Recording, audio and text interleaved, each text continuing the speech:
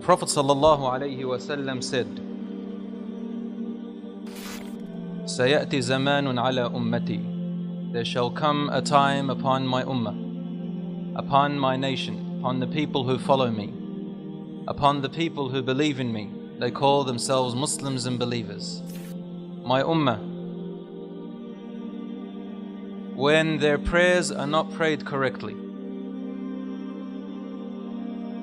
and when high buildings spread in every place, when people swear in the name of Allah a lot about everything without fulfilling their oath, people curse each other a lot,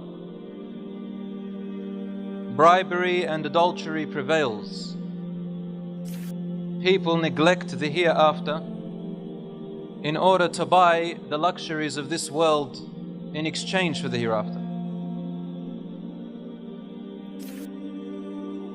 So people become materialistic. The Prophet ﷺ said, فَإِذَا رَأَيْتَ ذَلِكَ فَالنَّجَاةَ النَّجَاةِ. If you see this happening in your time, then seek refuge, seek refuge. Find a solution to get away from all of this. It's not an easy solution, but you need to stay away from all this.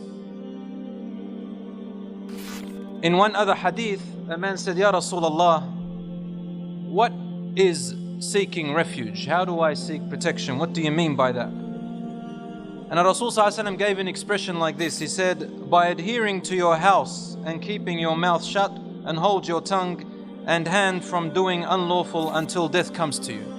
There's going to come a time even worse than this one, brothers and sisters, where a person becomes so confused about what is happening in the world, so deluded by everything that they see and hear, that they're not going to know what to do and where to go and who to stand with, except to stay away from things, even if they mean sitting at home, abstaining from all of this, because there's not much they can do anymore. They want to do good, but where do they go? They want to avoid the bad, but it's all the way, all around.